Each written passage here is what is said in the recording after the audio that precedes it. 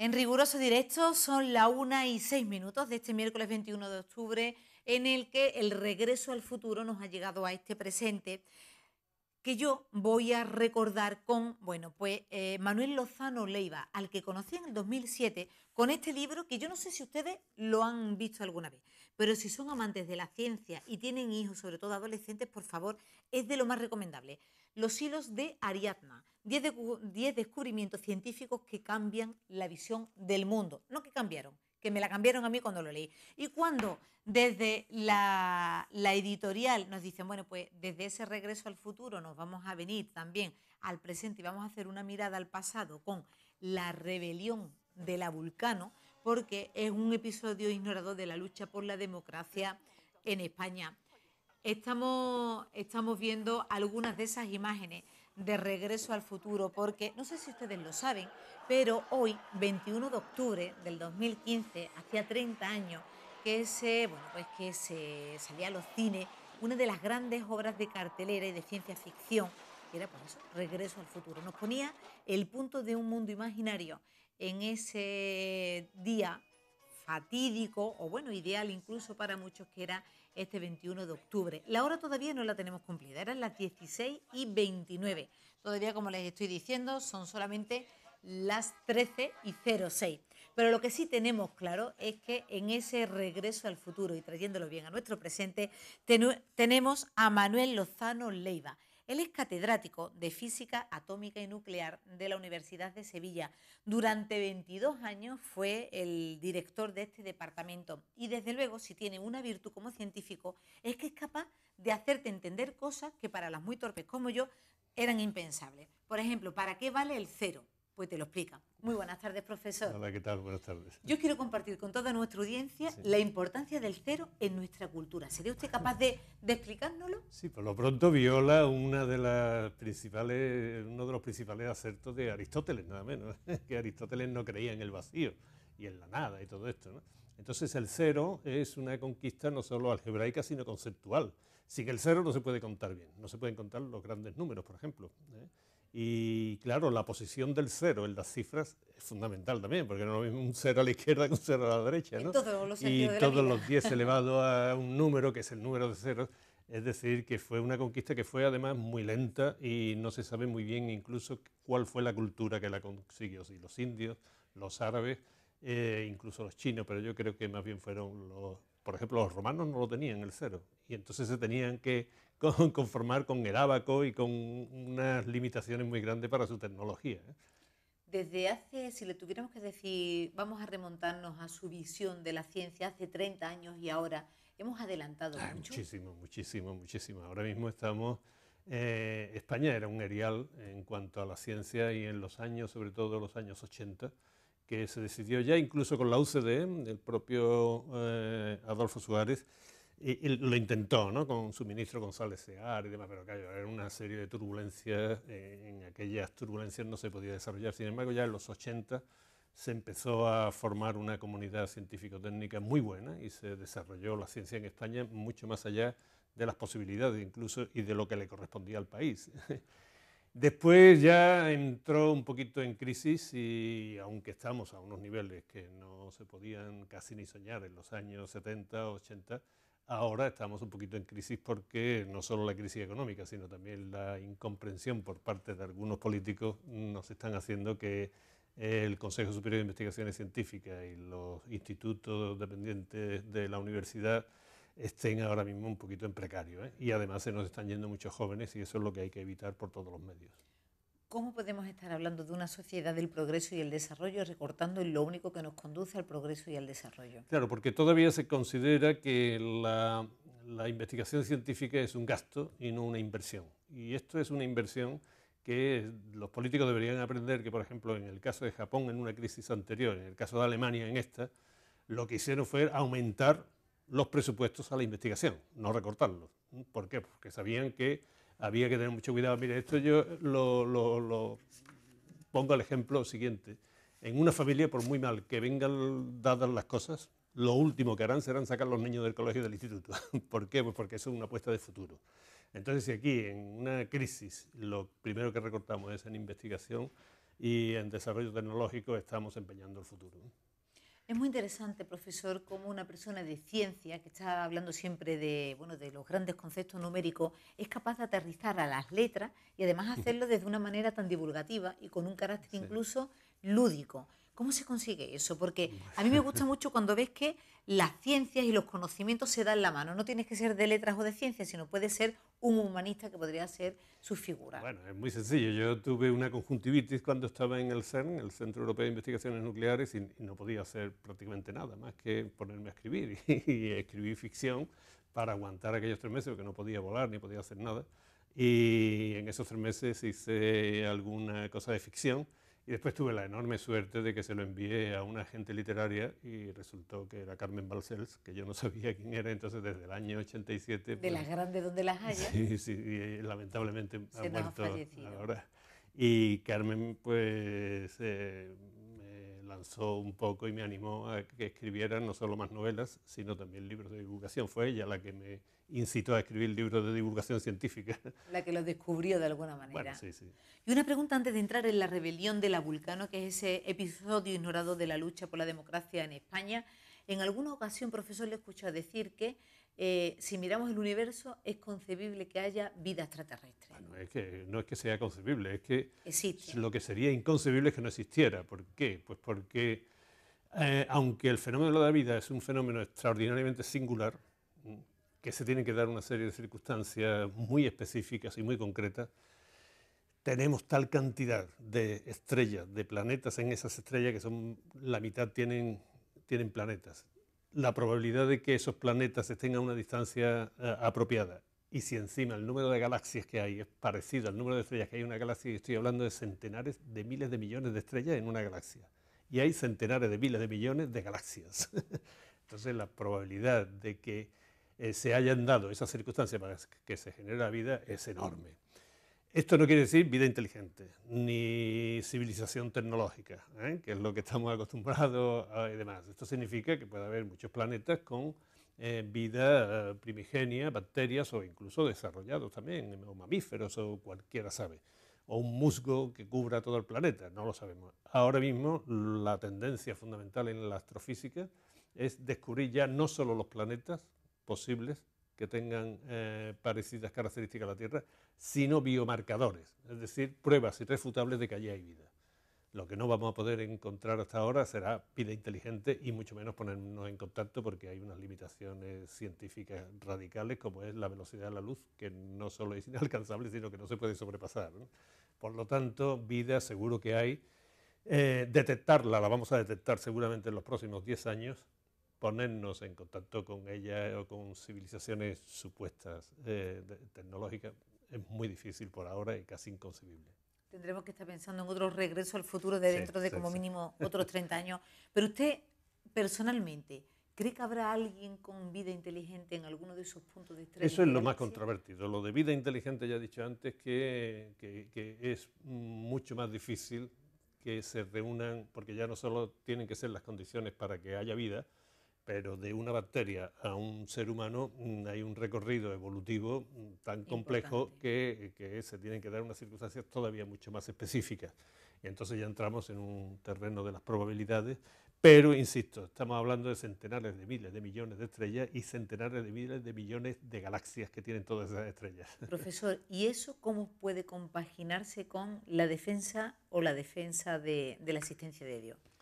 Bueno, muy mal. Es decir, que normalmente los científicos, había una frase de Laplace que cuando le enseñó su trabajo sobre el sistema solar a Napoleón, nada menos, pues Napoleón dijo: echo en falta aquí la presencia de Dios, usted no habla de Dios, nada más que de ecuaciones y todo eso. Y entonces Laplace le dijo: Sire, en ningún momento he necesitado hacer uso de tal hipótesis.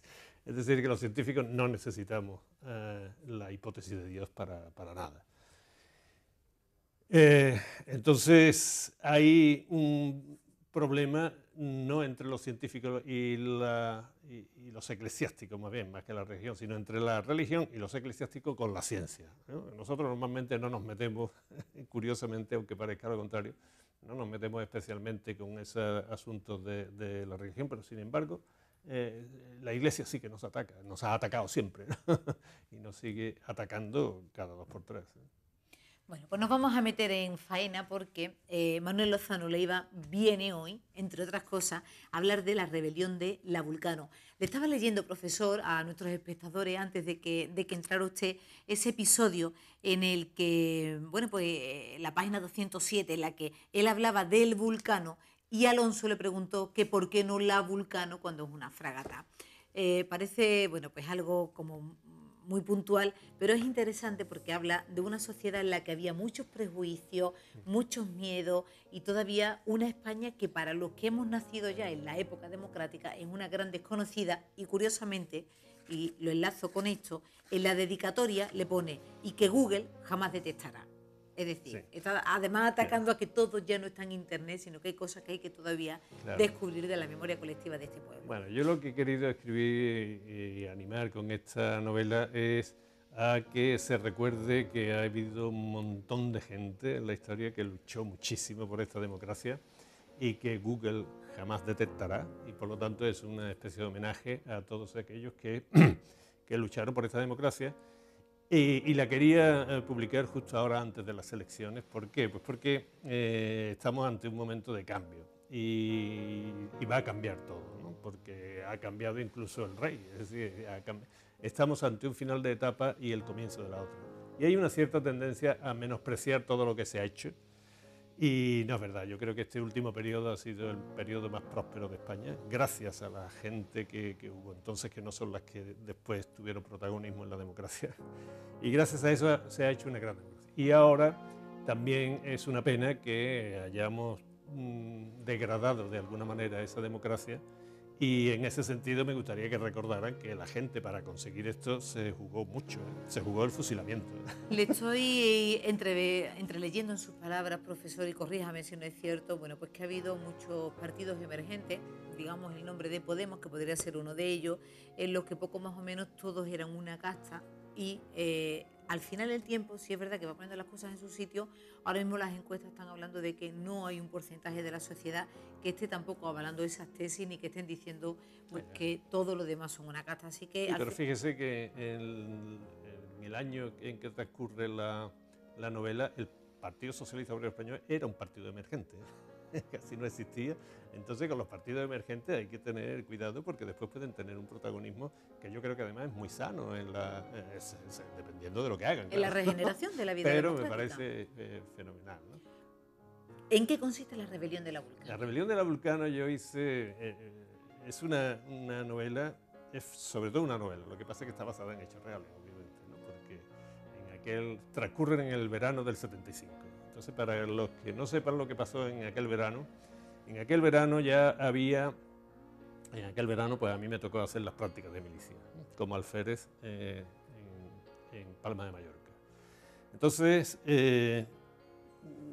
yo quiero ver que la gente vea primero lo que era el ejército de Franco, pero en aquellas circunstancias recuerdo que hacía muy pocos meses que había tenido lugar la Revolución de Portugal, la Revolución de los Claveles, que había acabado los militares con la dictadura portuguesa, que aquí había unas sentencias de muerte, había un juicio donde había 11 condenas a muerte y que se preveía que las podían ejecutar. Después se ejecutaron solamente 5. Aquel era un verano en que detuvieron a una cantidad de gente, ahí vienen muchos, de enfermeras, incluso de curas, de personas, periodistas y un montón de gente a lo largo de ese mismo verano. Había un boicot internacional promovido por Olof Palme para que no viniera el turismo, y el turismo fue nada más que el 40% de lo habitual. O sea que en estas circunstancias, pues un grupo de alféreces planea dar el golpe de gracia a la dictadura, y es secuestrando una fragata y con la intención simplemente de clamar por la democracia. En aquel verano, además, había unas maniobras de la OTAN en las aguas del Mediterráneo, con lo cual aquello estaba lleno de barcos de guerra. Entonces, lo que pensaron los alféreces, obviamente yo estaba implicado, era que una cosa como aquella, una fragata de la Armada Española que se rebelara, pacíficamente, simplemente pensábamos ponerla en el Mediterráneo y clamar por la democracia, seguramente iba a ser el detonante de la caída de la dictadura. Eso creíamos, ¿no? Porque todos los barcos que había allí de guerra no iban a permitir ¿De que yo ocurriera? que nos hundieran o que hicieran una represalia muy fuerte. No lo sé hasta qué punto. ¿No temió por su vida? Sí, todos, claro que temíamos por nuestra vida. Y tanto así, en rigor, algunos temíamos, ¿no? Otros éramos mucho más optimistas. Yo, por ejemplo, era de los optimistas de los que pensaban que ni a nosotros ni a los condenados a muerte se iban a atrever a fusilarnos. Después me equivoqué, ¿no? Porque de los 11 condenados a muerte, a 5 se iban a fusilar. Bueno, un verano en el que además, profesor, pasó otra cosa importante del episodio de nuestra historia reciente, que fue también pues la Marcha Verde, claro, con el Sáhara Occidental, otro de, bueno, pues de esas, entre comillas, vergüenzas que seguimos teniendo, sí, acumuladas los españoles, sí, porque siguen siendo miles de personas las que están en los campamentos de refugiados saharauis en un vacío legal que nadie termina de solucionar. Profesor, una enseñanza que les quiera trasladar a todas las personas jóvenes que también nos están viendo. ¿Con qué se quedaría? Sí, yo creo que lo que deben de hacer es apreciar profundamente la democracia española. Apreciarla porque ha costado mucho construirla. Y ser consciente también de que no se le debe de degradar y que un cambio ahora es recomendable y además hay que ser optimistas porque partimos de un punto que es infinitamente superior y mejor del que partimos en el año 75, ¿no? Así que si lo leen, pues verán que se debe de ver las cosas con optimismo porque lo que estaba complicado fue aquella transición. La transición que nos espera ahora puede ser mucho más poderosa, mucho más optimista y que abra a España de una manera muy, muy radical y muy bonita, ¿no? Para el futuro. Pues profesor, para mí es un placer como siempre tenerlo aquí con nosotros. Muchísimas gracias. Gracias de verdad. De verdad que yo recomendaría los dos, los hilos de Ariadna para quien sea amante de la ciencia, de los que además estás constantemente consultándolo. Y este es quien quiera ver dónde estaban bueno, pues los profesores de hoy, los hombres pensantes de hoy, los líderes de opinión de hoy, hace 30 años, 40 años, perfecto. Y yo les quiero terminar este programa haciéndole un homenaje que no sé muy bien cómo cazar la ciencia, la historia, con lo que se ha vivido durante 4 días en Roma. Como saben, hemos estado en esta casa, en Roma, como enviados especiales para cubrir la canonización de Madre María de la Purísima. Hablando con la Madre General, yo siempre le decía, bueno, quien quiera ver en ella una santa, libremente que la vea, y quien quiera ver a una mujer líder en su época, que hablaba 4 idiomas, que renunció a todas las vidas fáciles y las comodidades de vivir en el barrio de Salamanca de Madrid en la década de los 50 para venirse a quitar piojos a Sevilla, que lo vea así, como alguien que entendió que su felicidad estaba vinculada haciendo el bien a los demás y no atesorando riqueza. Ese es el valor de Madre María de la Purísima, que desde el pasado 18 de octubre es santa de Sevilla, nuestra segunda santa del Instituto de la Cruz. El viaje de peregrinación que ha hecho esta casa con cientos de peregrinos que han partido desde distintos puntos de Sevilla, de Andalucía, los palacios, un abrazo muy fuerte para ellos, desde el puerto de Santa María hasta Roma, ha sido muy íntimo. Y vuelvo a decir lo mismo, hay quien estaba viajando porque quería reforzar su fe y había quien lo hacía porque quería reforzar a su ángel de la guarda, una hermana que tenía un cáncer, o a su hijo porque era la última esperanza en la que se agarraba. Cada uno que viva sus experiencias personales con la libertad que queramos darle todo. En este sentido, nosotros desde el Correo de Andalucía le queremos hacer un homenaje a todos esos miles de peregrinos que se pusieron en marcha con un objetivo común, y era rendirle su tributo personal a las Hermanas de la Cruz. Creo que son uno de los pocos institutos, de verdad, a los que nadie le ha podido poner un pero porque, bueno, pues hablan con su ejemplo. Con estas imágenes y el agradecimiento a todos los que han hecho posible que, bueno, pues que este viaje se haya llevado a cabo, especialmente a Juan Raya, nos vamos a despedir y les decimos una cosa interesante. Mañana va a estar con nosotros María José Santiago, porque curiosamente el lunes 26 va a estar en Roma cantándole al Papa Francisco con, bueno, en representación de 5.000 gitanos que van a estar en peregrinación en la ciudad del Vaticano, porque como saben la Iglesia con los gitanos ha tenido algunos episodios que no han sido de lo más acertados. Este Papa Francisco está intentando bueno, pues encomendar ahí la plana y decir vamos a unirnos a una parte de la sociedad tan importante para entender especialmente la cultura española. Eso será mañana. De momento, este homenaje a las buenas personas.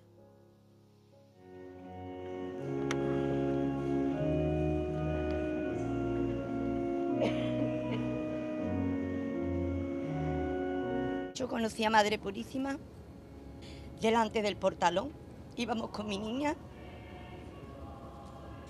Le dije, madre, pida por ella, que es muy chiquitita. Entonces la quita su madre.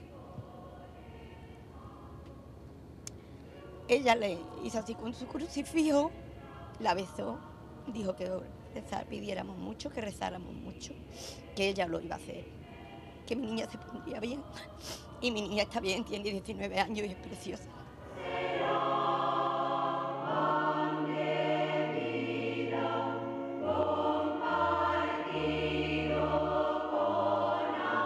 Lo primero que hizo es ver la silla de ruedas. En cuanto vio la silla de ruedas, me cogió, se me echó, me hace un poco y me dio a dormir.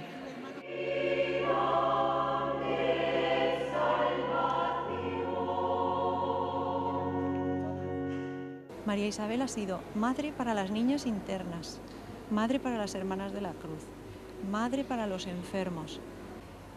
Al final, la conclusión que queda es que se ha portado como una madre con todos, como una madre que ha buscado el bienestar físico y el espiritual.